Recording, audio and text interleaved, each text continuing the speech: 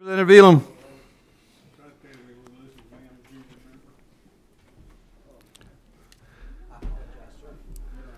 Don't apologize to him. He goes to his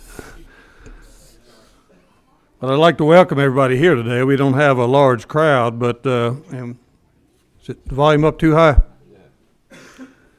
Not if you're a drill instructor. How about it now? No, I do appreciate everybody coming. We just barely have a quorum, but I found out earlier today that the insurance committee was meeting at the same time, and they have some legislation. They had 2 or 3 members that are also on this committee who had to opt to go there. So the first thing I wanted to do was call the meeting to order and let everybody take just a minute, open your folder, and look at the rules. House Defense or Veterans Affairs Committee rules. Okay. Did you change them, or are they the same thing? They're the standard. We have to have the quorum, which is dependent upon the size of the committee. But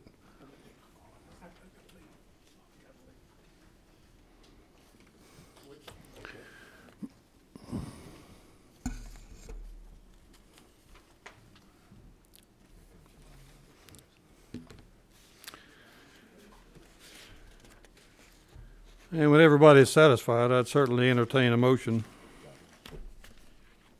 Move that they be accepted. Second. We have a motion and a second. Any discussion?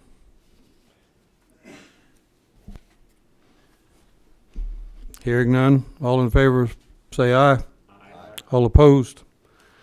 Okay, we don't have many people here today, and we don't have any legislation, but I do have a couple things I wanted to do. And first off, I'd like to ask our Vice Chairman, John Deffenbaugh, if he'd ask a blessing before we get started.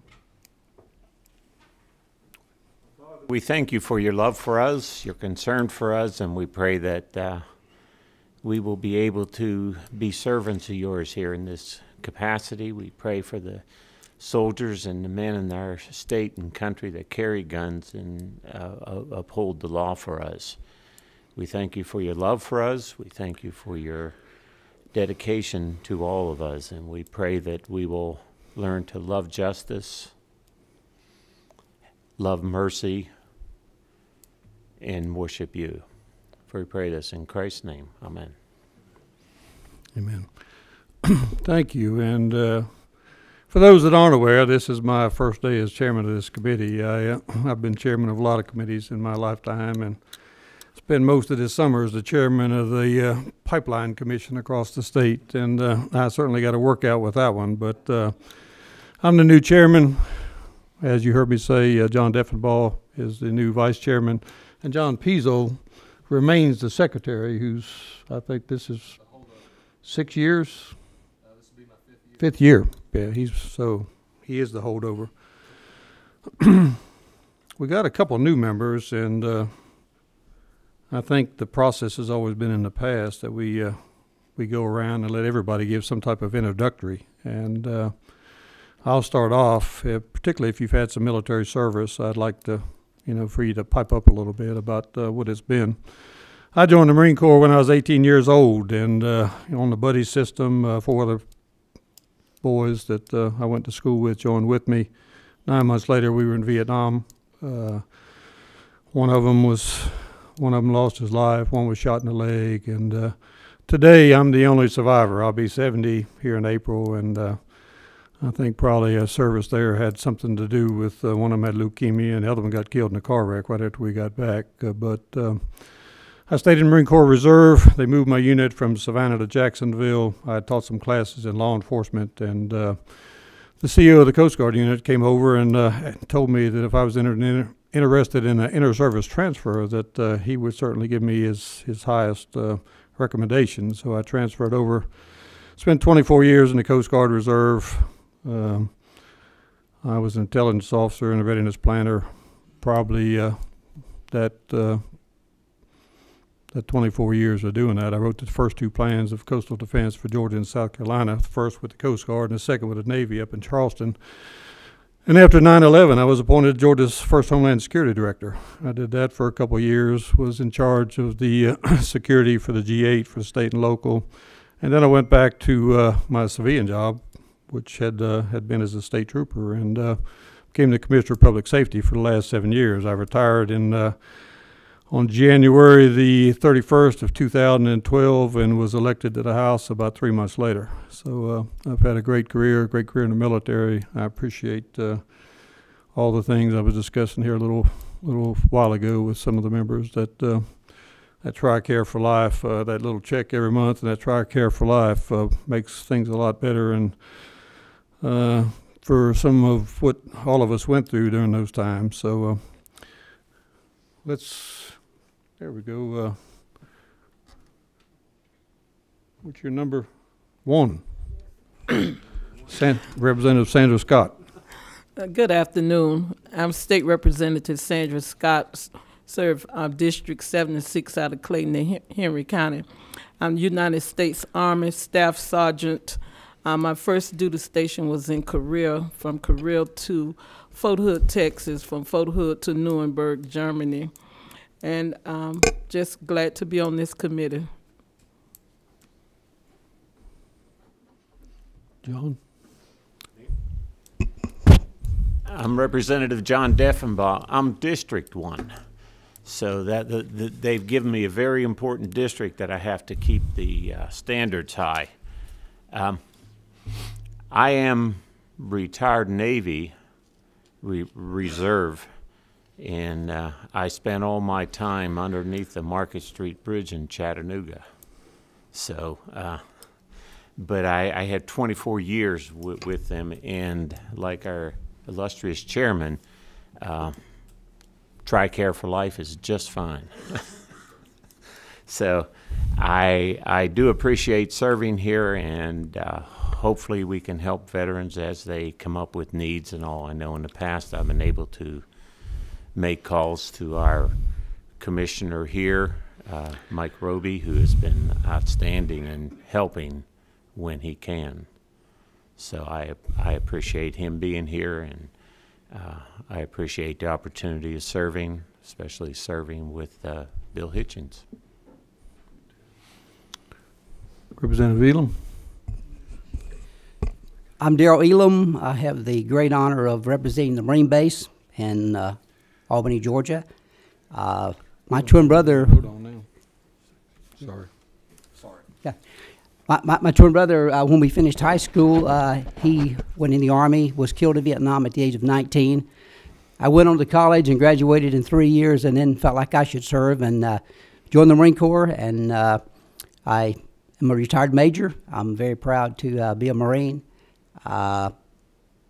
We were just chatting just before about the Marine base. It's been very, very difficult there.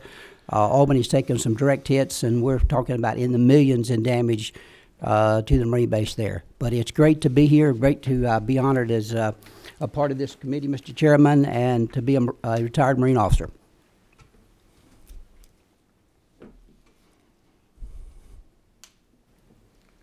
Representative Pizzo. Thank you, Mr. Chairman. John Pizzold from Columbus.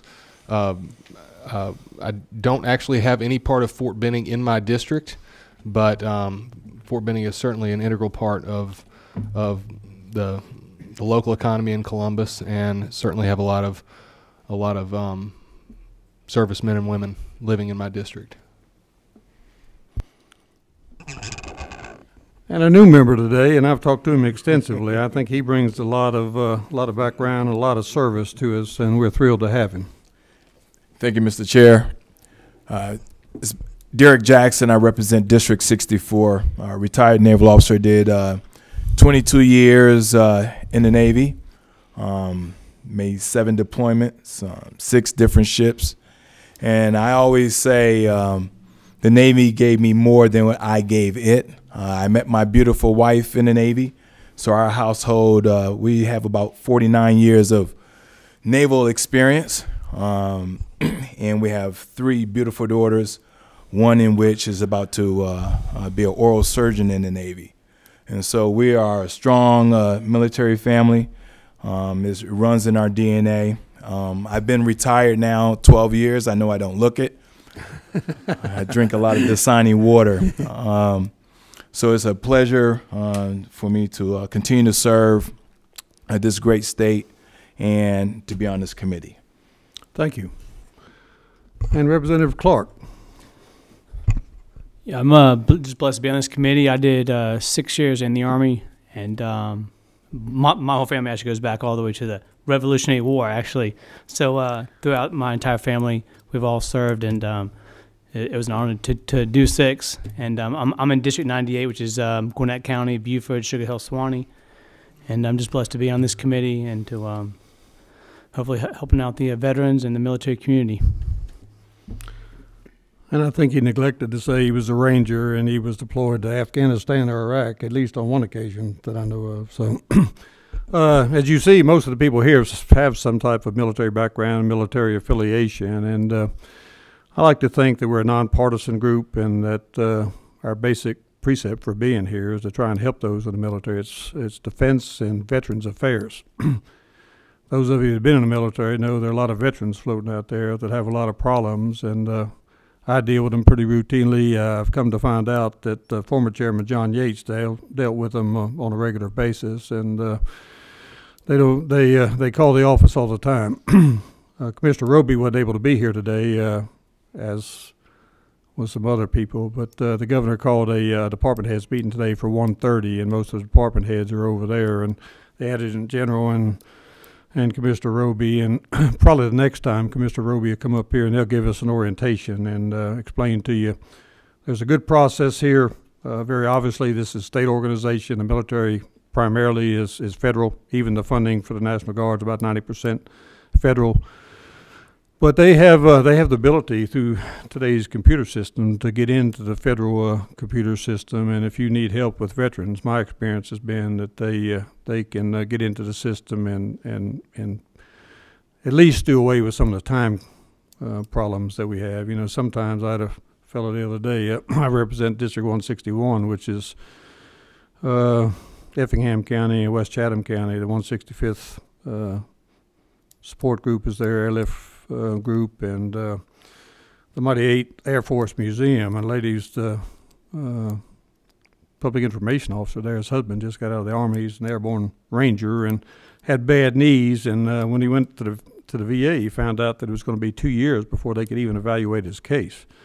And I went through with Commissioner Roby and some of them, and it got knocked down to about 9 months, which I believe is still too long. But that's our purpose, is trying to help those who served our country and try and keep some of the promises that were made to them when they joined, and particularly those who've gone through wars and dangerous deployments that wear and tear both physically, mentally, and emotionally. So we are very fortunate today to. May I make a, sure. Tell a story or tell an event? When my first year that I was here, which was about 4 or 5 years ago, there was a constituent in my neighborhood or in my community that had requested to be put in a nursing home. And it had taken over 3 to 4 or 5 years to get it, and he had lost his mind in between that time, so he didn't even know what was going on at that point. But a family member called me, and I called Mike Roby, and he said it was a federal issue that he thought, well, let me make a call. And within 3 hours, they found the paperwork on someone's desk that had already been approved several years, and it just didn't get moved off. So within a week, two weeks, he was put in a home. He got all back pay, and I'm not sure what his situation is now, but that's some of the help that we can have from across the street, and it's really great to have that. And if you stay here very long, you'll be replete with those kinds of stories. I don't want to spend a lot of time with stories, but I was up here for the Republican caucus a couple of months ago, and I got a call from the local hospital where I'm from. And he didn't live in my district. He actually lived in John Burns district, which is adjacent to mine. But they were at the hospital, and this fellow required dialysis twice a week. He lives in a little town of Clio, which is right on the South Carolina-Georgia border, and he had to catch a bus at 3 o'clock in the morning to ride to Savannah to catch another bus that took him to Charleston so he could have his dialysis twice a week. And then he came back, and they were wanting to know why they couldn't treat him at the local hospital, and I explained to him as best I could, and they said, well, that's not the whole story. The kicker is this guy's blind. So he's in this little town of about 400 people catching the bus and riding to Savannah, and he's depending upon his fellow veterans. So I called both Congressman and Commissioner Roby, and they couldn't do it there at the Effingham Hospital, but they now treat him at Memorial Hospital in Savannah. So he has a 30-mile ride, and he has his family that's able to take him down there. So, you know, it's a good feeling when you do get to help people like that who, and many of those people don't understand, don't have the means to do it themselves. And I've always been very thankful that I've had the ability to help some people like that, and it's just a good feeling. But we are very fortunate today to have with us a fellow who represented my area for a long time, and he's now the Deputy Adjutant General for Air, Brigadier General Simmons, and he's going to come up and give us a little overview of the National Guard, and I really appreciate him coming. I appreciate him being down there. You know, we have a pretty significant, and he'll probably talk about it, National Guard. You know, most of them are full-time. Fly C-130s, they fly all over the world. I had a brother-in-law as a loadmaster, and he got deployed 4 or 5 times, and yes, sir. And they also have the Air Dominance Center down there now that NATO even uses. People come from all over the world, and the good thing is that they're very efficient in what they do, and they're great for our national defense. But number two, if you happen to represent that area, they come in and stay in the hotels and spend a lot of money too, and we're very appreciative of that. So, General Simmons. Yes, sir. Can you hear me? Yes, it's on if you want to. Okay. I can talk pretty loud anyway. I'll tell you a little bit about myself since y'all told y'all about yourself. I was 15 years active duty. Last 17 years have been Guard. I've pretty much been a C-130 pilot my entire time except for 3 staff tours. Staff tours, not deployments. I've been on enough of those also. I'd also like to talk to Representative Clark there about him continuing to serve in the Guard. I think we could help him get to 20. And for Representative Diffenbaugh, I've driven and flown over the Market Street Bridge a lot, so I'm definitely familiar being from Chattanooga. I appreciate you letting me take the time here to tell you about the Guard. I'm sure, I mean, I'm going to go through it all in case everybody does not know what the Guard does. But it is a civilian type agency for the most part. We do have full-timers, but these are citizen soldiers, and they have normal jobs that they go to day in and day out. About 30% of us are full-time, another 70 part-time. And the one thing we do have in common is our job is deploy globally for the president when he calls us up and serve the state anywhere, anytime that he needs us to serve. We have a broad background of experience because of those civilian because of that civilian employment, and because of that, we think we bring a unique aspect to the fight, and we can deploy and engage anyone in global warfare like in Afghanistan. And we can also do anything here home in the homeland. And the most recent one, it was Hurricane Matthew. Now, we have about 14,500 folks in the Georgia DOD. And we have a budget that comes into the state of about $490 million. My boss, the Adjutant General, is General Joe Girard. I'm the Assistant Adjutant General for Air. Joe Ferraro there is the Deputy Adjutant General, and he's in charge of all the state employees. We have a Brigadier General Tom Danielson, who's in charge of the State Defense Force, God love him. And we have Brigadier General Tom Carden, who's my counterpart with the Army National Guard. In peacetime, the governor is our commander-in-chief. When we're mobilized, the president is our boss. We have deployed 18,000 troops since 2001.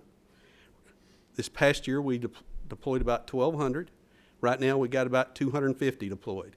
This is the lowest we've had since 2001, and we feel fortunate to do that. We're building up our readiness, and we start deploying.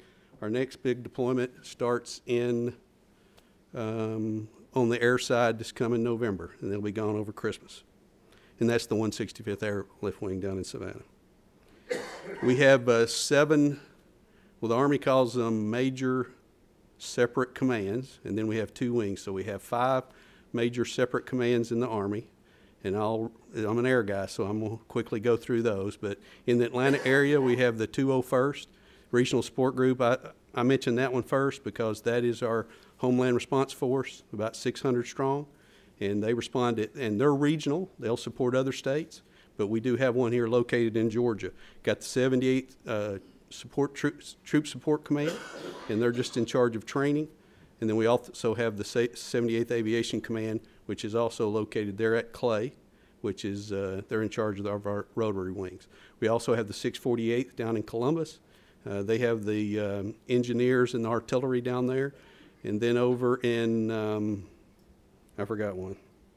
Sorry, the brigade, the 48th Infantry Combat Team, they're in Macon, and they're well over 3,000 strong, and they're our wartime deployers. The Georgia Air National Guard, he's already talked about the 165th down in Savannah. They're the C-130 wing. We also have the powerful J-Stars wing and Warner Robins. That's the ISR platform, and they're critical, let's just say, to peer-on-peer type wars that, you know, we will be unable to use remotely powered vehicles. It's the Georgia Defense Force. I said God love them. They're all volunteers, commanded by Danielson. They don't get paid money. They're paid to go out and do any type of medical support, search and rescue, and they have continued to be a force multiplier for quite a while. And you see them every time when we have some type of snowstorm. They're at the warming stations, at all the shelters, and you'll see them out all the time. We do have a statewide presence. I don't know if you know this, but we have a guardsman in every single county. We've only got one in Brooks County, but we won't let him leave until we get another one in Brooks County. We have about 62 armories and all the other geographically separated units. So if there's only 9 counties that doesn't have some type of guard facility in it or next to it. So we got 150 counties that are located, that have something located in their county or it's adjacent to their county. Now, what does all those people mean? Well, we're involved with the state, and that's what we bring when we show up for work, is our involvement there. We have an effect on the economy of an estimation of $815 million. So that's quite a bit, especially when we get about 1/100th of that from the state. So that is an economic impact that the Georgia National Guard has on it. Now, there's 3 programs. I don't know if you know this, but there's 3 programs that are strictly Guard programs. There's 3 of them. There's the counter-drug program, the state partnership program, and the Youth Challenge. The counter-drug is we provide some training to a lot of local and county and city and state people to train them in counter-drug type activities, mostly with surveillance. And with that, over this past year, we've captured or assisted with the capture of over $300 million in drugs and assets. What was the other one? The State Partnership Program. We've had a decade-and-a-half-long relationship with the country of Georgia. In 1993, the United States stood up this program where a state will partner with another country, and we have partnered with the country of Georgia. And that relationship has gone well for a decade and a half, and it's more than just military to military. Right now, we have a 3-year program with them where we're helping them with homeland operations, where we're doing anything from helping them to hazmat, operational planning, just about anything. We have just now, I got to go down and sign the documentation. We have now partnered with Argentina, and we look forward to that interchange of ideologies and culture and everything else. They are very diverse down there, have a much stronger military than the country of Georgia did, so we're really looking forward to that one. The Youth Challenge program, I hope everybody in here is familiar with that one. It's about a 22-week program, military-based, helping them with their academics, helping them with life skills, and then hopefully graduating. We've had a 95% success rate there. We've graduated 14,000 students that have their GED or high school equivalent diploma, and anything else. But with the adding of Milledgeville, we'll probably be getting about 1,200 people, 1,200 young men and women graduating from there a year. With that, I would like to add things that you can do for us, or others can do for us, and mainly just through the support. I'm at Georgia everywhere I go, Savannah, Macon, especially Atlanta. The outpouring of support from our local community is just absolutely wonderful. Any support that you can give to the employers, we would appreciate. I can tell you from my own personal experience, employers have let family members and out of their work at no penalty to go meet their deploying relatives at return. Schools let kids, again, get out without having to take an absence during that period. I know Effingham in particular, it's in your district there, does that all the time, lets the kids come meet their parents as they return home and doesn't charge any type of absence. So anything like that. I kind of went off on that one. Another thing that can help us is we have getting guardsmen either underemployed or unemployed jobs, and since 2012 through our employment assistance program, it's working with other programs within the state, we've been able to find 650 guardsmen a full-time job, which is huge for us, and we do appreciate that effort. And then for the families, there's all different things we can do for the families. I will actually push the Georgia Family Support Foundation that really helps out in hard times for our young airmen and the soldiers. And that's, unless you have anything to add, Joe. The only thing, if I might mention, is the governor did add a $425,000 add to our budget this year for pay raises for our Youth Challenge Academy staff. Absolutely. That's going to be matched. We're working the matching part by $1.2 million of federal money. So it's a good leverage. And these folks are on average making like $18,000 to $23,000 a year. So they certainly are in the ballpark where they can stand a raise. We've got about 20% turnover in the ranks there. So we're looking at that pay raise to help keep the good folks we've got working that youth program. That's the only kind of significant budgetary issue that we have going forward this year. And we do appreciate all that. And I do thank you all for your service. I really do. Well, thank you very much for coming today on such short notice. I really appreciate it. Good. Number 7. General, Good. may I ask you one quick question? Yes, sir. You said that we over a 800 million impact. 815 million, yes, sir. Okay, and you said that we do 100. So is that one? So we only provide 1% at the state, and that's 99%. Less than 1%. Less than 1%, and Well, 90. That's right.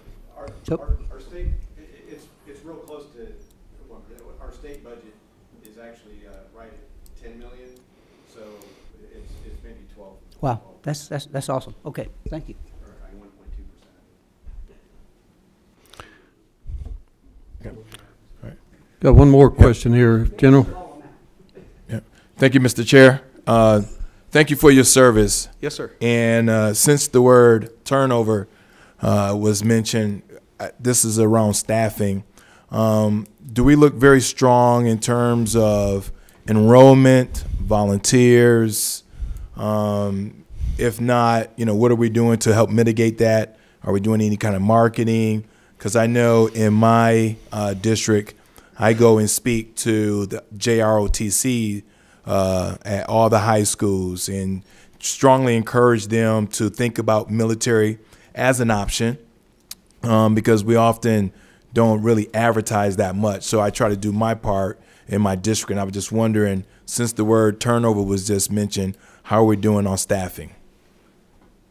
Well, strength-wise, both the Air National Guard is the 8th largest in the states, and the Army National Guard is the 8th largest. The Army is very strong in the fact that they're actually having to reduce their numbers. They are always at their 100% or higher. That doesn't negate the fact that we do still have to keep recruiting, and if you can provide us any type of target audience, we will be there, especially on the air side. On the air side, we had I wouldn't say mass exodus, but about 2 years ago, we had a lot leave, and it reduced us down to close to 92%. We have been on a campaign to continue to strengthen those numbers up, and both units, both wings, have been able to push their numbers up also. But again, we are always coming up with new and better ways, because if you keep doing the same old thing, it's not going to go, it's going to die. So we're always coming up with new and better things. So if you've got a target audience or any type of audience you want to come to, mostly hitting high schools, mostly hitting job fairs, mostly hitting state fairs and monster truck rallies and stuff like that, when we can set up a booth both on the Army and Air side, the baseball games, football games, we go into all that. The other big thing is retention, and retention is still strong. We are still doing either at the average or above the national average for both the Army and the Air. Well, that's great to hear, because one of the things, as you know, Mr. Chair, what we can probably do is invite some of these ROTC, just really help communicate that there's an option and they can serve, you know, right here and stay right here at home in Georgia. So maybe we can, you know, do, you know, some sort of capital day for ROTC or something like that. And we could do that anytime. It's, you know, I'm thrilled with some of our folks at home. There are 2 high schools in Effingham County, and I don't have any in my district in Chatham, but last year I went to graduation at the South Effingham High School, and the principal there is an old Marine officer, and they introduced the valedictorian, the salutatorian, and the third one now, I forget what they call that didn't have it in my day. But after that, they introduced out of order everybody who had joined the military, that enlisted military, and told which branch of the service they went to. And every year we have a nice Veterans Memorial Park. You've probably been there. And the Effingham County High School's Air Force ROTC, and South Effingham is a Navy ROTC. We always have their color guards and as many of the people there as we can have. And I think it's a testament to the strength of the military. And as I recollect, in fact, a couple of years ago, we were overstrength in the guards because people in this area are so defense-oriented that we had a lot of people, and we're borrowing billets from other states so that we could fill them here, states that couldn't fill the billets. So I want to do a lot since I've taken this over. You know, the military's been my life, and I tell people I had 2 uncles and a cousin that went through the Naval Academy, and as I was speaking earlier, my cousin's boy just graduated from the Air Force Academy a couple of years ago, and I had another cousin that was a pilot that was the lead solo in the Blue Angels, went to Vietnam, through about 300 missions off a carrier, came back and was the #1 guy on the Blue Angels. And unfortunately, in 1973, he had a mid-air collision in Lakehurst, New Jersey, and he didn't punch out. The backseat guy punched out, but he was the only fatality. So we have a long, long history in my family, and he was drilled into me at an early age. Unfortunately, myself and my first cousin's boy, the only ones lately that have served in the military, but throughout our history. And I have a distant relative that graduated from West Point in 1890 and ended up being the chief of staff for the U.S. Army from 1913 to 1916, which just was, you know, I look back now and he knew people like Black Jack Pershing, who, but he had to retire mandatorily because of age in 1916. So but they kept him on as a contract employee for the war, and then he was the DOT commissioner in New Jersey afterwards. But and everybody's got those stories, but. You know, this year we had the Military Study Commission, and Mike Belton, Representative Mike Belton, who's in the office right next to him, and he used to sit 2 seats over from me before they moved. We went all over the state, and several people in here were members of that, and we identified a lot of things that we believe that we can do. And in the last couple of years, this committee only had 1 or 2 bills and didn't do a whole lot. But I'd like to see in the future that, number one, we can recognize people like that, and you know, bringing the military to the forefront. And I think our new president certainly wants to be involved with the military. And I notice all the people he put up there that are in charge now for the Joint Chiefs of Staff, the Secretary of Defense, and the Commandant of the Marine Corps, all Marines. So looks like we'll have it well in hand and do a great job. But I think there are a lot of opportunities, and I'm open for those people here who are interested in doing some things. And I've already signed a couple of pieces of legislation that'll be forthcoming here pretty quick. And it's not only for the military, but we can do a lot for the families. You know, we've done some things in recent years to try and make it easier on spouses who transfer from one duty station to another, come here, and they can be an RN or a teacher, or they and they have to be registered in this state.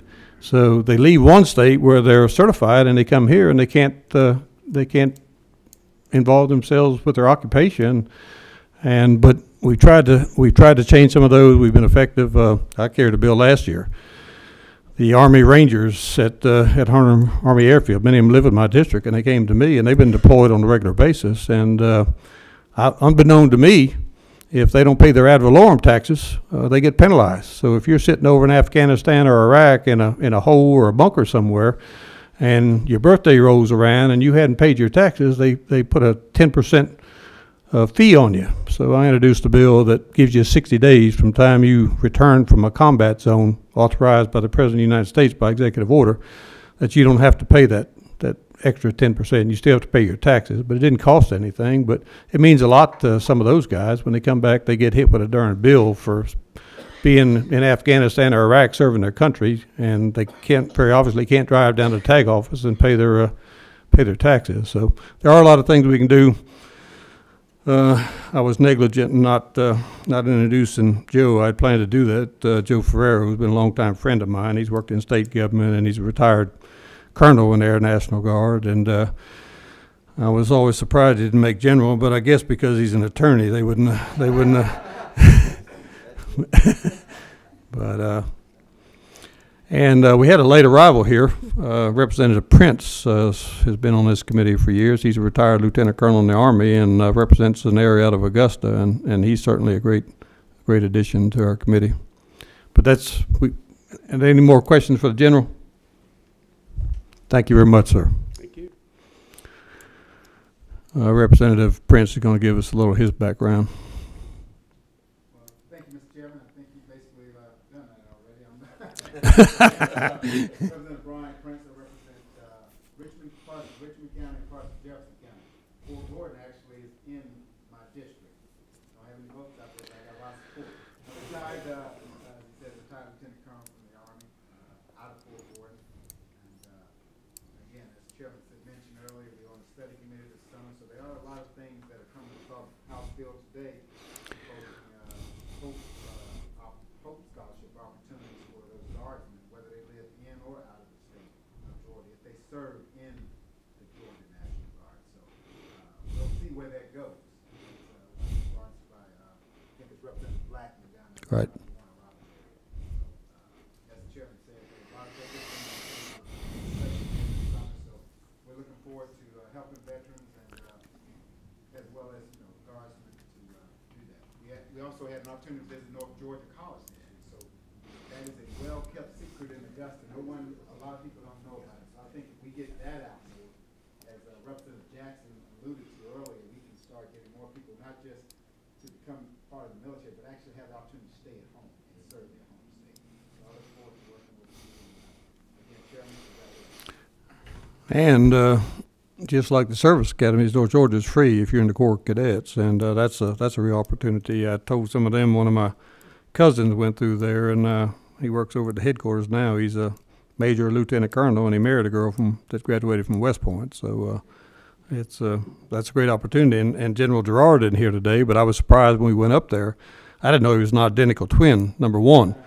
And I didn't know that his identical twin is a brigadier general in the active duty Army. So, but I'm thrilled with the new position, and I'm thrilled with the people on the committee. I think we have a couple people really that wanted to be on this committee that have military backgrounds, and I was surprised they didn't get on here. But I've told all of them that maybe in the future that can be accommodated. But and the last person I wanted to introduce was Mike Parkinson. He He's our analyst. He went around with us everywhere we went this year with the Military Affairs Study Committee. And he did a great job of writing it up. He kept great notes, and he worked very diligently on it. And I've read the report, and he really did a great job, and we appreciate it. And our attorney, I forget your name right now, and I just I apologize for that. And he's our person that does legislation. If you have legislation that you want that's specific to the military, he handles a couple other committees too. But we can go see him, and he'll clean up our grammar and make it look good. And so we appreciate you. And do we have anybody in the audience that would like to say anything or come forward or make any comments? Or no? Okay. Representative Prince.